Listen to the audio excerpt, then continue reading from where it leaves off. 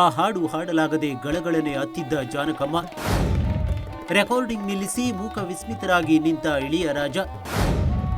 ಗಾನ ಸರಸ್ವತಿಯನ್ನೇ ಭಾವುಕಗೊಳಿಸಿದ ಆ ಹಾಡು ಯಾವುದು ಗೊತ್ತಾ? ಎಸ್ ಜಾನಕಿ. ಭಾರತೀಯ ಸಂಗೀತ ಲೋಕಕ್ಕೆ ಸಿಕ್ಕ ಬೆಲೆ ಕಟ್ಟಲಾಗದ ಅನರ್ಘ್ಯ ರತ್ನ.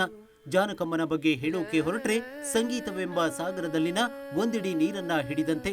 ಜಾನಕಮ್ಮನ ಧ್ವನಿಗಿರುವ ಮಾಂತ್ರಿಕ ಶಕ್ತಿಯೇ ಅವರನ್ನ ಸಾಧನೆ ಎಂಬ ಮೇರು ಮಂದಾರ ಪರ್ವತದ ತುತ್ತ ತುದಿಯಲ್ಲಿ ನಿಲ್ಲಿಸಿರುವುದು. ಪುಟ್ಟ ಮಗುವಿನ ಮುಗ್ಧತೆಯನ್ನ ಹಾಡುವ ಜಾನಕಮ್ಮ 16 ವರ್ಷದ ಹುಡುಗಿಯ ಭಾಷೆಯಲ್ಲಿ ಮಾತನಾಡ್ತಾರೆ. ಮಧ್ಯ ವಯಸ್ಸಿನ ಮಹಿಳೆಯ ಭಾವನೆಗಳನ್ನ ಕಟ್ಟಿಕೊಡುವ ಗಾನಕೋಗಿಲೆ ವೃದ್ಧ ಮಹಿಳೆಯರ ದಣಿದ ಜೀವದ ಅನುಭೂತಿಯನ್ನ ವ್ಯಕ್ತಪಡಿಸುತ್ತಾರೆ. ಕೋಪ, ನಾಚಿಕೆ, ನಗು ಹೀಗೆ ಪ್ರತಿಯೊಂದು ಭಾವನೆಯು ಜಾನಕಮ್ಮನ ಧ್ವನಿಯಲ್ಲಿ ಮೇಳೈಸಿದೆ. ಈ ಸ್ವರಗಂಗೆಯ ಪ್ರವಾಹ ಗಡಿ ಭಾಷೆಗಳನ್ನ ಮೀರಿ ಜನಮನ ರಂಜಿಸಿದೆ. ಈ ಗಾನ ಸರಸ್ವತಿಯ ಸುಂದರ ಧ್ವನಿ ಯುಗಗಳ ಗಡಿಗಳನ್ನು ದಾಟಿದೆ. ಹಾಡುಗಾರಿಕೆಯಲ್ಲಿದ್ದ ಮಿತಿಗಳನ್ನ ಅಳಿಸಿ ಹಾಕಿದೆ. ದೇಶಾದ್ಯಂತ ಹಲವಾರು ಸಂಗೀತ ನಿರ್ದೇಶಕರು ಮತ್ತು ಗೀತರಚನೆಕಾರರ ಆಲೋಚನೆಗಳಿಗೆ ಜೀವ ತುಂಬಿದೆ.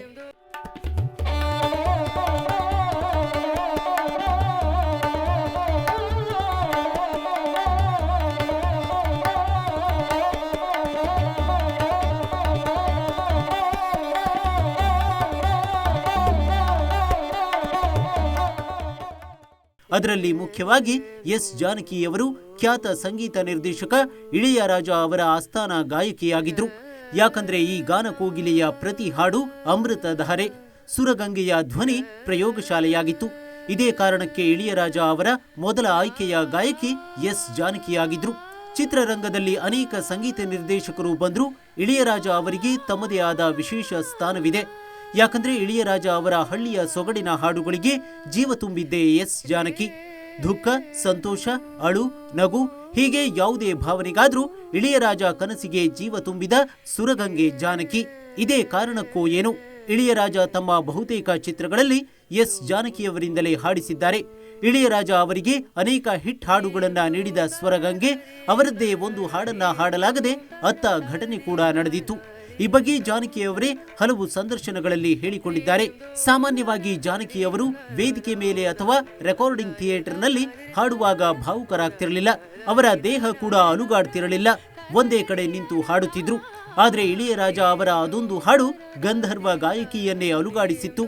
ಆ ಹಾಡೇ ಅಚ್ಚಾಣಿ ಚಿತ್ರದ ಮಾತಾ ಉನ್ ಕೋವಿಲಿಲ್.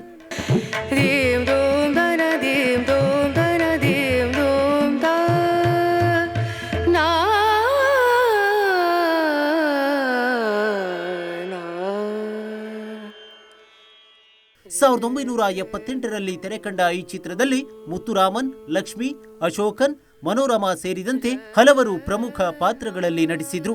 ಈ ಚಿತ್ರದ 4 ಹಾಡುಗಳು ಜನಪ್ರಿಯವಾಗಿದ್ದವು. ಎಸ್ ಜಾನಕಿ ಹಾಡಿದ ಮಾತಾ ಉನ್ ಕೋವಿಲಿಲ್ ಹಾಡು ಎಂದಿಗೂ ದೇವಸ್ಥಾನದ ಹಬ್ಬಗಳಲ್ಲಿ ಕೇಳಿಬರುತ್ತೆ. ಈ ಹಾಡನ್ನ ಕೇವಲ 3 ಗಂಟೆಯಲ್ಲಿ ಸಿದ್ಧಪಡಿಸಲಾಗಿತ್ತು. ರೆಕಾರ್ಡಿಂಗ್ ಥಿಯೇಟರ್ನಲ್ಲಿ ಈ ಹಾಡನ್ನ ಹಾಡುವಾಗ ಜಾನಕಿಯವರು ತುಂಬಾ ಭಾವುಕರಾಗಿ ಬಿಟ್ರಂತೆ. ವಾಲಿ ಅವರ ಸಾಹಿತ್ಯ ಹಾಗೂ ಇಳಿಯರಾಜ ಅವರ ಸಂಗೀತ ಸುರಗಂಗೆಯ ಕಣ್ಣುಗಳಲ್ಲೂ ಅಶ್ರು ಧಾರಿಯನ್ನ ಉಕ್ಕಿಸಿಬಿಟ್ಟಿತು. ಹಾಡುತ್ತಲೇ ಇದ್ದ ಜಾನಕಮ್ಮ ಕೊನೆಗೆ ತಡೆಯಲಾಗದೆ ಬಿಕ್ಕಿ ಬಿಕ್ಕಿ ಅಳಲು ಶುರು ಮಾಡಿಬಿಟ್ಟಿದ್ರು.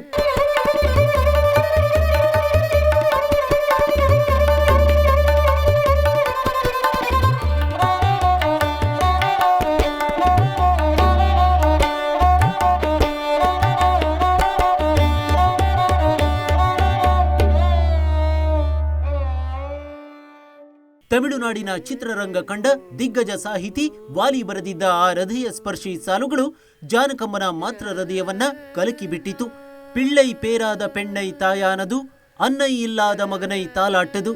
ಅಂದ್ರೆ ಮಕ್ಕಳನ್ನ ಹೆರದ ಹೆಣ್ಣು ತಾಯಿಯಾದಳು, ತಾಯಿ ಇಲ್ಲದ ಮಗನಿಗೆ ಜೋಗುಳ ಹಾಡುತ್ತಿದ್ದಾಳೆ ಎಂಬ ಸಾಲುಗಳನ್ನ ಹಾಡುವಾಗ ಜಾನಕಿ ಕಣ್ಣೀರಾಗಿ ಬಿಟ್ಟರು. ಇಳಿಯರಾಜ ರೆಕಾರ್ಡಿಂಗ್ ನಿಲ್ಲಿಸಿ ಒಂದು ಕ್ಷಣ ಮೂಕ ವಿಸ್ಮಿತರಾಗಿ ಬಿಟ್ರು. ವಾಲಿಯವರ ಅದ್ಭುತ ಸಾಲುಗಳು, ಇಳೆಯರಾಜರ ಮನೋಜ್ಞ ಸಂಗೀತ ಸ್ವರಗಂಗೆಯನ್ನ ಭಾವುಕತೆಯ ಕಡಲಲ್ಲಿ ಮುಳುಗೇಳುವಂತೆ ಮಾಡಿತು. ಜಾನಕಮ್ಮ ಹಾಡುವುದನ್ನ ನಿಲ್ಲಿಸಿದಾಗ ಇಳೆಯರಾಜ ಏನಾಯಿತು ಅಂತ ಕೇಳ್ತಾರೆ.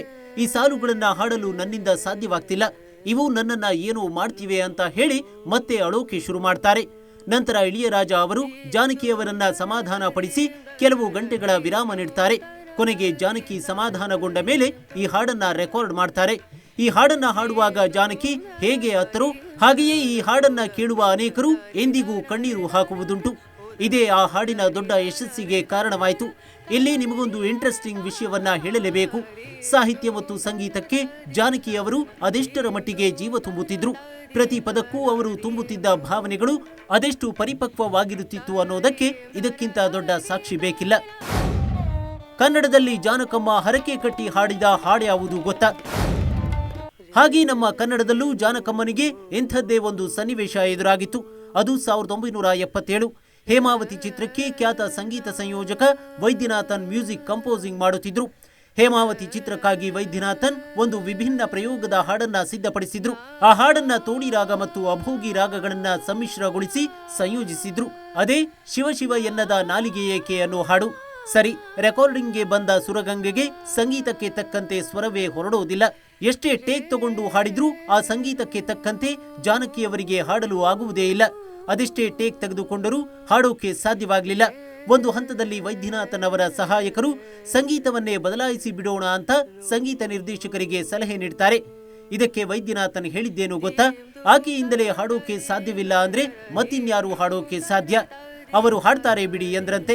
ಈ ಮಾತುಗಳನ್ನ ಕೇಳಿಸಿಕೊಂಡ ಜಾನಕಿಯವರು ತಮ್ಮ ಇಷ್ಟ ದೈವ ರಾಘವೇಂದ್ರ ಸ್ವಾಮಿಗಳಿಗೆ ಹಾಗೂ ರಾಜಾಶ್ರಯವನ್ನ ನಿರಾಕರಿಸಿ ಕೇವಲ ಭಗವಂತನ ನಾಮಸ್ಮರಣೆಯನ್ನೇ ತಮ್ಮ ಸಂಗೀತದ ಉಸಿರಾಗಿಸಿಕೊಂಡ ತ್ಯಾಗರಾಜರನ್ನ ನಮಿಸಿ ತಲಾ 100 ರೂಪಾಯಿ ಹರಕೆ ಕಟ್ಟಿಕೊಳ್ತಾರೆ. ಅಷ್ಟೇ, ಶಿವ ಶಿವ ಎನ್ನದ ನಾಲಿಗೆ ಹಾಡನ್ನ ವೈದ್ಯನಾಥನ್ ಅವರು ಹೇಗೆ ಬಯಸಿದ್ರು ಅಷ್ಟೇ ಮಾಧುರ್ಯ ಭರಿತವಾಗಿ ಜಾನಕಮ್ಮ ಒಂದೇ ಟೇಕ್ನಲ್ಲಿ ಹಾಡಿಬಿಡ್ತಾರೆ. ಹೀಗೆ ಸ್ವರಗಂಗೆ ಹಾಡಿದ ಪ್ರತಿ ಹಾಡಿಗೂ ಒಂದೊಂದು ಕಥೆ ಇದೆ. ಆ ಹಾಡಿಗೆ ಜೀವಂತಿಕೆ ತುಂಬಿದ ರೋಚಕ ಸನ್ನಿವೇಶಗಳಿವೆ. ಪಟ್ಟು ಬಿಡದೆ ಭಗವಂತನನ್ನ ಸ್ಮರಿಸಿ ಹಾಡಿದ ರೋಮಾಂಚನಕಾರಿ ಘಟನೆಗಳಿವೆ. ಇದೇ ಕಾರಣಕ್ಕೆ ಈ ಸ್ವರ ಸಾಮ್ರಾಜ್ಞಿ ಅಚ್ಚಳಿಯದ ಚಾಪು ಮೂಡಿಸಿರುವುದು. ಸ್ಥಾವರಕ್ಕಳಿವುಂಟು ಜಂಗಮಕ್ಕಳಿವಿಲ್ಲ ಅನ್ನೋ ಮಾತಿಗೆ ತಕ್ಕಂತೆ ಜಾನಕಮ್ಮ ದೈಹಿಕವಾಗಿ ಇಂದು ನಮ್ಮೊಂದಿಗಿರದಿದ್ರು ಅವರ ಹಾಡುಗಳು ಎಲ್ಲ ಕಾಲಕ್ಕೂ ಚಿಗುರೊಡೆದ ಹಸಿರಿನಂತೆ ಕಂಗೊಳಿಸುತ್ತಿರಲಿದೆ. Sanjay Naik, news desk, Ashwavega news.